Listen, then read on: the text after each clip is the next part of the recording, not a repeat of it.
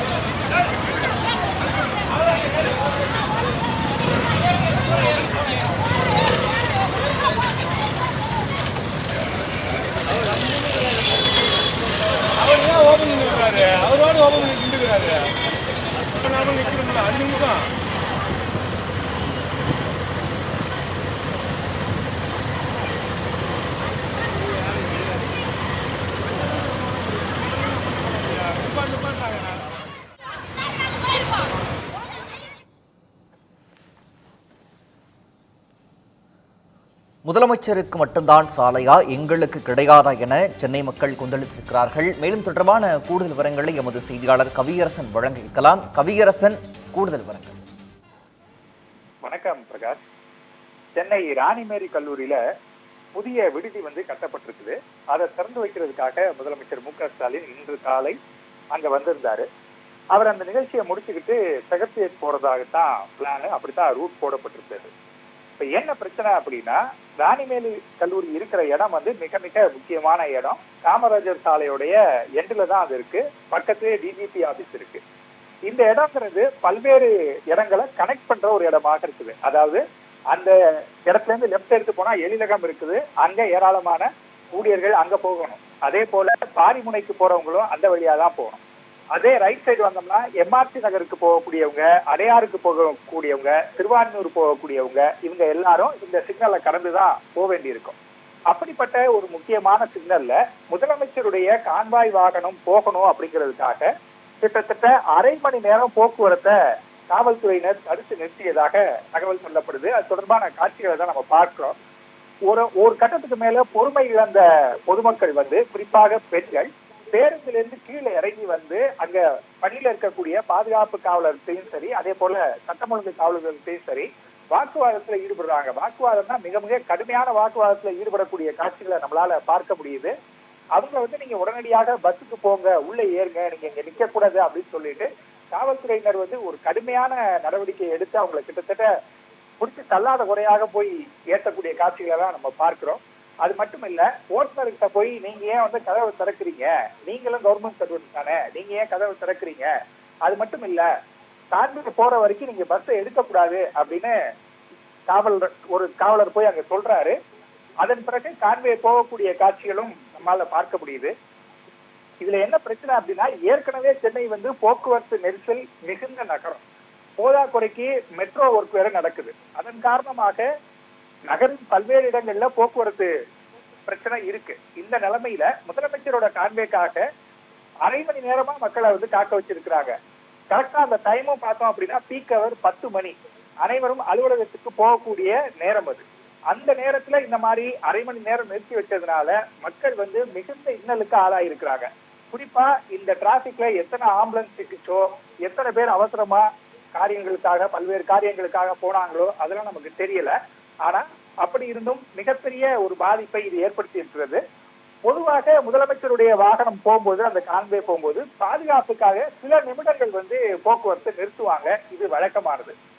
ஆனா அரை மணி நேரமா நிறுத்தி வச்சிருக்கிறது எதை காட்டுது அப்படின்னா, போக்குவரத்து காவல்துறையில பிளானிங் இல்ல, முறையான திட்டமிடல் இல்ல அப்படிங்கறத நம்ம இதன் மூலமா புரிஞ்சுக்க முடியும் அப்படின்னு சொல்றாங்க. இது முதன்முறையா இது நடக்கல. இதுக்கு முன்னாடியும் பல முறை நடந்திருக்கிறது. ஏற்கனவே ஒரு முறை ஏஆர் ரஹ்மானுடைய இசை நிகழ்ச்சி நடந்துட்டு இருக்கும் போது அந்த வழியா வந்த சிஎம் கான்வே மாட்டிக்கிச்சு டிராபிக்ல. அப்பையும் இந்த காவல்துறையினர் ஒழுங்காக திட்டமிடல அப்படிங்கிற குற்றச்சாட்டு முன்வைக்கப்பட்டது. தற்போது மக்களே கொந்தளித்து காவல்துறையினருக்கு எதிராகவும் முதலமைச்சருக்கு எதிராகவும் பேசியதாக அங்க இருக்கிறவர்கள் சொல்றாங்க. அதாவது, நாங்க போக சாலை இல்லையா, மக்களுக்காக இந்த ரோடு கிடையாதா, முதலமைச்சர் மட்டும்தான் போகணுமா, நாங்க எவ்வளவு நேரம் காத்திருக்கிறது அப்படின்னு அவங்க கோவப்பட்டு காவல்துறையினரோட வாக்குவாதம் செய்ததாக அந்த நிகழ்வை நேரில் பார்த்தவர்கள் சொல்லி இருக்கிறாங்க. இதுல நம்ம கடந்த காலத்தை திரும்பி பார்க்கும்போது பொதுமக்களை சிரமப்படுத்தி கான்வேக்காக பல மணி நேரம் காக்க வைத்து அது போன்ற செயல்களில் ஈடுபட்ட அரசியல்வாதிகள் ஆட்சியையே பறிகொடுத்தாங்க அப்படிங்கிறதும் அங்க இருக்கக்கூடிய மக்கள் சொல்லக்கூடிய கருத்தாக இருக்கிறது. எனவே முதலமைச்சர் நிச்சயமாக கான்வேயுடைய அந்த ரூட்டு போடுறவங்களுக்கு ஒரு அறிவுறுத்தலை கொடுக்கணும் அப்படிங்கிற வேண்டுகோளையும் அவங்க முன்வைத்திருக்கிறாங்க. பிரகாஷ், விரிவான விவரங்களுக்கு நன்றி கவியரசன்.